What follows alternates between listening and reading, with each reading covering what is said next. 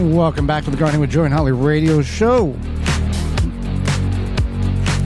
Farm and Garden Ultimate Comfort. Farmer's Defense has lightweight and durable sleeves made to protect you against the elements while farming. Farmer sleeves offer unparalleled protection of arms and skin for any farmer, gardener, or outdoor worker. Say goodbye to irritated skin and sunburns in the garden. Their sleeves offer cooling, comfort, and protection against the elements outdoors. An alternative to thick clothing, Farmer's Defense is made of wicking material with UBF protection factor of 50 plus to protect your arms from allergens and scratches. To find all of the great products and more, visit farmersdefense.com. All right, Holly. Well, do you grow strawberries in the ground or in the containers around your house or around the garden? Well, we're going to go over some of the pros and cons when it comes to growing those strawberries. And it depends on what you're growing the intended purpose for. Are you trying to grow a field full so you have plenty for consumption and canning or freezing? Or are you just wanting a few bowlfuls during the season? That would be the first question one would need to ask. And some people do this because of ornamental reasons. They will buy a strawberry, one of those container strawberry deals. Yes. And then baskets, whatever they're called, that you can get at the garden center, big box store, whatever. And they just like the aesthetic of the strawberries, and then that's it for the season. Or they just think, okay, I'm going to buy these strawberries, and it's going to be perfect and great, and then the first year you get no strawberries. Right. Yeah. Now there's June bearing and there's ever bearing. June bearing, hence the name, bears the berries in June. Ever bearing, you're going to get in the spring, get a few in the summer, you get in the fall, you're going to kind of get ever bearing. So I'll tell you our story. We had June bearing strawberries. This was 2012, and we got them from online supplier. And we planted, we got like 20.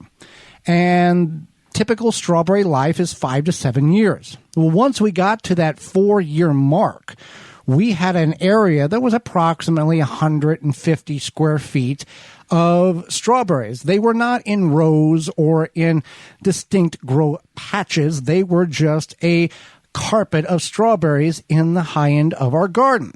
However, at that 4 to 5 year mark, we were harvesting 10 to 15 pounds of strawberries a year.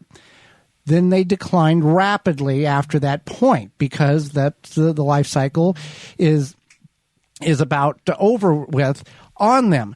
So they do propagate.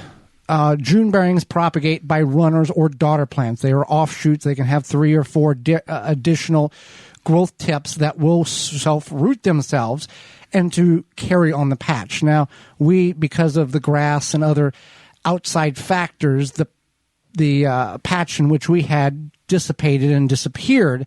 But because of that small area, we didn't have to go to a pick-your-own farm. We were able to harvest right in our own backyard. Difference being, if you're in a container, you're not going to have, or several containers, you're not going to have the volume of plants that will produce the quantity of berries that you may think you should be getting. So, right. So to me, it doesn't make sense in my world that I would grow strawberries, 7 plants to get 1 bowl of strawberries for the season, and that's it. And then you got to keep the things alive and watered all growing season long. You're talking about those containers? Correct. Yeah. So that's very true. And again, people will do it for the aesthetic because they want a handful of strawberries, whatever. Now, one thing I would keep in mind is many people might think, okay, so I can get June bearing, which means that they bear the bulk of the strawberries in June, or I can get ever bearing and I can enjoy strawberries all summer. Now, say you do a lot of canning, you might want the June bearing just so that you can can whatever and then be done and then move on to the next thing. So everbearing, in comparison, everbearing is the similarity to indeterminate tomatoes. They'll produce throughout the season, but never necessarily a large bulk at one time. Right, exactly. And that's something to keep in mind. And then also the June bearing puts off those runners. Yes.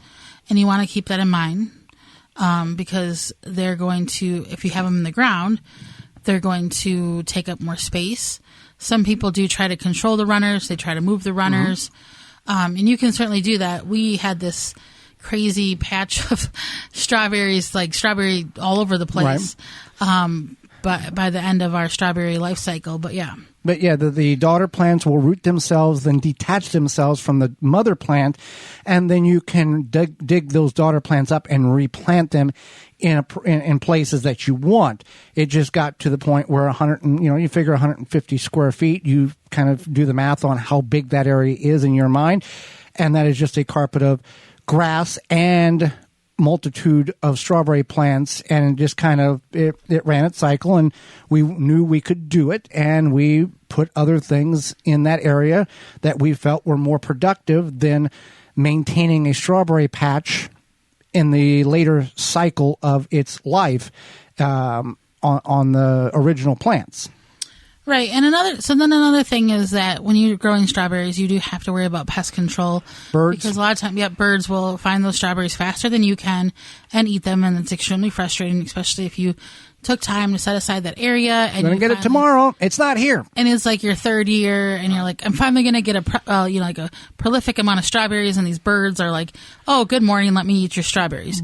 So you have to think about that too, maybe where you're putting it. If bird cages, bird netting. All sorts of stuff. Some people paint rocks red to scare the birds away because they peck at the rocks, and they're like, oh, that hurts my beak, I'm not going to eat here. I don't know how smart birds are, but they stay alive during winter. Right. And it's cold, so I'm going to give them probably pretty smart. I'm going to say they have good instinctive characteristics. So that's one thing to keep in mind, is that there are pests that you would have to worry about. And then also just thinking about, yes, strawberries are good, but maybe something like a blueberry or raspberry or whatever berry plant might be more suited. Yeah, or asparagus might be more suited for that area. Just all depending, especially if you do live near a pick your own farm, it might be, you might have a better usage for that acreage. Right, and we're not detouring you or discouraging you if you have berry plants in containers or are thinking about that. We're here to present to you both sides of the equation to allow you to make the best educated choice for the best return on investment or time spent in order to get a return, whether you feel that it's is positive or negative, and what is the best move, because most times you don't want to be out there every night watering containers to keep the strawberries alive for 27 weeks before they go into dormancy, so you can get 3 weeks of berries or a scattered of 4 to 6 weeks of berries over the course of a growing season, assuming that nothing eats them. Yeah, exactly. And then you have to find a place to store that container or do something with it or put it somewhere, whatever it may be. So that's another drawback. I would say that I would just not grow strawberries in containers, but that's me. I feel like if you are concerned about space, there's a lot of other things you can grow in containers that make more sense, and you might just use the ground space for strawberries if you're that determined to grow them. If you want to maybe think, oh, I'm going to get a feel for this, I would still use the ground space. Yes. So, Holly, soon it'll be warming up, and you will want to make sure you can enjoy your yard without sharing it with those beetles and grubs. Yeah, with spring just around the corner, it's time to start thinking about controlling beetles and grubs in your garden or your yard. Grub Gone can be applied to your turf or garden or around ornamentals to control grubs and lessen the impact that the beetles have on your yard this summer. Easy to use and apply with a commercial spreader or irrigate right into the soil. Biologically specific to target grubs and beetle invaders without harming the beneficial insects you have in your environment, such as bees, butterflies, and ladybugs. And to be honest, it's the only non-chemical that works. You can find out more and purchase at phyllumbioproducts.com. That's PHYLLOM bioproducts.com. phyllumbioproducts.com. And I will want to throw in on the strawberry thing. If you are going to grow strawberries, get the sets or get the starts. Don't try to start them from seed. And grow. There are varieties that grow better in certain geographical areas in the United States. So be sure you do your research and get that particular variety. That, don't try to grow something in the South that only really grows good in the North. For more information, please visit thewisconsinvegetablegardener.com.